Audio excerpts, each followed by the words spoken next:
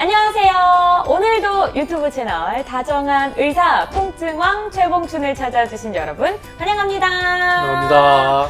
아니, 찬바람이 휘 부니까 사실 뭐 감기도 너무 걸리는 것 같고, 근데 또 이렇게 바람이 차게 부니까 저는 몸을 자꾸 웅크리면서 등도 아프고 여기저기 다 아픈 것 같아요. 오늘은 이 부분에 대해서 여러분들이 공감하실 수 있는 얘기를 한번 나눠보도록 하겠습니다. 오늘도 함께 해주세요, 원장님. 네, 안녕하세요. 신사동 세연마취통증의학과 의원 최봉춘 원장입니다. 날씨가 추워지면 목부터 어깨 그리고 등까지 저도 지금 말하면서 보니까 좀 아픈 것 같기도 하고, 아픈 이유가 좀 있을까요? 네, 보통 이제 우리 추우면은 우리 신체의 반응 변화가 어떻게 보죠? 추우면은 이제 열을 발산하기 위해서 몸을 웅크리죠. 네. 이제 척추, 특히 등도 굽고 이렇게 구부린단 말이에요. 그래서 이렇게 등을 구부리다 보면 이제 너무 나중에 어깨도 뻐근하고 등도 막 뻐근해서 이런 통증이 나타나게 됩니다. 그래서 네. 특히 여러 가지 뭐 허리도 아프고 어깨도 아플 수 있지만 등 쪽의 통증 때문에 호소하는 사람들이 상당히 많고요. 네. 또 등 통증 별것도 아닌 것 같은데 이거 굉장히 아파서 만성적으로 오는 사람이 있어요. 등 통증 살펴보면 이제 등에 아픈 원인은 크게 의학적으로 볼 때는 목이나 네. 경추의 디스크나 이런 거에서도 등 쪽으로 통증이 내려올 수가 있어요. 여러 가지 딴 부위의 통증 때문에 그쪽에 등이 아픈 경우인데 등의 근육이나 이런 걸로 인해서 통증이 오는 것에 대해서 오늘 알아보는 거고 해서 우리가 어떻게 원인이 오고 또 어떤 증상이 나타나느냐 이걸 알아야 됩니다. 그래서 가장 큰 증세가 등을 움직이면 굉장히 찌릿하게 아프고 네. 되게 자세가 나쁘신 분들이 어느 한순간에 잘못 자세를 삐끗하면서 등에 통증이 오서 호소하는 경우가 있습니다. 이런 이상으로 인해서 등에 통증이 오면은 이제 병원을 찾게 되고 그것을 치료를 해야 됩니다. 그러면은 이제 사실 뭐 체하거나 이런 목 경추로 인해서 말고 근육으로 이제 통증이 있다고 해주셨는데, 이거 같은 경우는 그러면 저희가 이걸 어떻게 부르면 좀 좋을까요? 등이 아프면 등에 담이 걸렸다는 얘기를 많이 해요. 담이 뭐예요? 이렇게 말하니까 또 어려운데, 약간 쥐난 것처럼 빠근하기도 하고 좀 이렇게 안 움직여지는 것 같기도 하고. 맞아요. 쥐난다는 느낌이 상당히 맞겠네요. 맞아요. 좀 저는 우리가 그런 것 이 같아요. 근육에 쥐는 나지만 등에 근육 쥐난다고는 안 그러죠. 그쵸. 그래서 담 걸렸다고 그렇죠. 얘기를 하는 것 같아요. 그렇죠. 담이라는 게 쥐가 나듯이 근육이 뒤틀리고 이렇게 확 아프고 갑자기 골프 치다가 삐끗하면서 움직이지 못해서 오는 사람도 많아요. 담이 걸려서 이렇게 아파서 여기가 아픕니다 그러는데 네. 안 쓰던 근육을 어떤 준비 운동 없이 갑작스럽게 움직였을 때 근육이 탁 움직이면서 뭉치거나 어떤 근육에 손상이 오면서 통증이 오는 것을 우리가 보는데, 이것을 되게 근근막 증후군이라고 얘기를 해요. 등의 근근막 증후군. 그래서 이제 처음에는 딱 그래서 아프지만 이런 것들이 잦은 분들이 있어요. 네. 그런 분들은 이제 처음에 쉬고 치료하지만 점점 반복이 되면 만성적으로 해서 네. 아픈 것뿐만 아니라 막 찌르는 듯이 아프고 타는 듯이 아프면 신경병증이라는 통증으로 변형이 될 수가 있기 때문에요. 이런 걸 처음에 잘 치료를 하시는 것이 좋습니다. 그래서 어깨나 목에 디스크나 이런 거에서 올 수도 있기 때문에 이런 원인도 잘 알아봐야 되고요. 네. 또 초기에 잘 치료를 해서 만성으로 되는 것을 막아야 됩니다. 등이 굉장히 우리 몸에 중요하죠. 맞아요. 네. 그래서 아무래도 이제 사실 중심이기도 네. 하고 네. 손도 안 닿으니까 더 그렇죠. 막막한 것 같기도 하고요. 그래서 우리가 등이 참 중요한 게, 우리 막 더울 때 찬물을 등에 쫙 하면 정신이 등목하고, 번쩍 나죠. 네네네. 또 그리고 또 하나 그 있잖아요.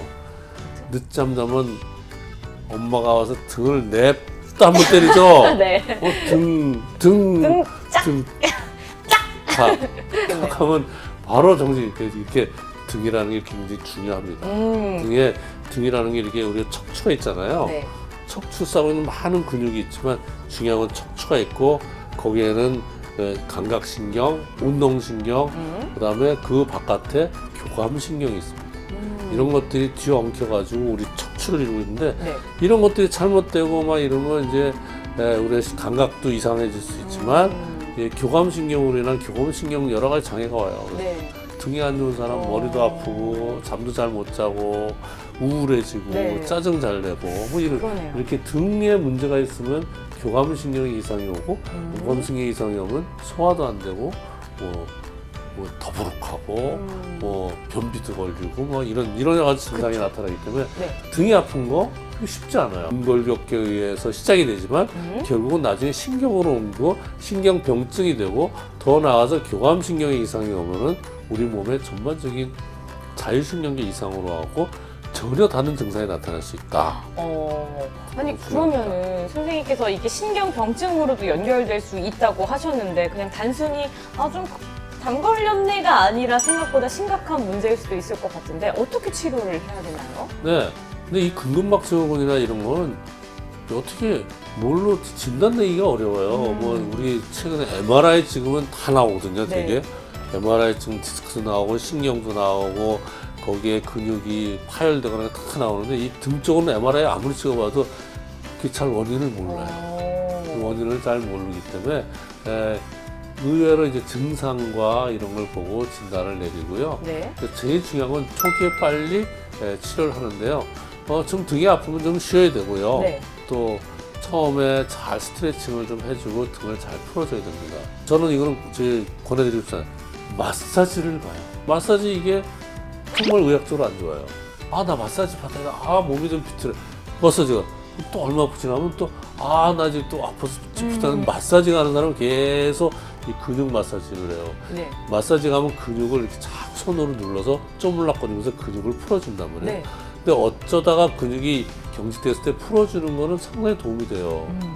근데 이걸 근육을 계속 반복적으로 자주 근육을 손으로 만지다 보면 손으로 인한 근육이 자꾸 점점 단단해지고 문제가 생겨요. 그래서 처음에 우리 가면 마사지 받으면 조금만 눌러도 무지 아프죠, 우리는요. 맞아요. 근데 그런 사람들은 나 이 정도 갖고 안 되니까 더 세게 눌러서 올라가서 발로 선장과 발로도 막 누르잖아요. 네. 이 정도로 점점점 강도가 세져야 됩니다. 그러니까 막 세게 눌러야 되고 막 꽉 눌러야지 시원하네 이런다고. 근데 이게 그렇게 근육이 점점 문제가 생겨서 나중에 마사지를 받아도 해결이 안 되고 내성이 생겨요. 만성적인 통증으로 돼서 정말 고생하는 분들이 많아요. 그래서 마사지 좋지만 자주 여러 번 세게 하지 마시고요. 어쩌다가 한 번씩 한 번 하는 것이 바람직하다고 얘기를 해요. 마사지보다는 집에서 폼롤러 있죠?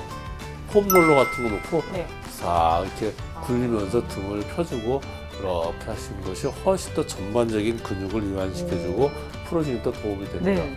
마사지 말고 이제 폼롤러 하시고 병원에 오시면 충격파 치료를 합니다. 그 근육을 다 충격파로 해서 막 해서 그 충격파로 근육을 풀어주고 근육에서 여러 가지 엔돌핀이라든지 병을 치료하는 여러 가지 물질들을 해가지고 염증도 가라앉혀서 통증을 치료합니다. 그래서 이런 충격파 치료를 일주일에 한두 번씩 한 달 정도 충분히 하면은 만성으로 하는 거 예방할 수 있고요. 네. 통증을 치료할 수가 있습니다. 네, 저는 마사지는 진짜 처음 들었는데 태국 갈 때만 해야겠어요. 그러니까 뭐 태국 그 1년에 정도? 한 번 갔어요? 그쵸. 1년에 한 번 하면 안 되고. 1년에 한 번은 겨우 갔는데. 그러니까요.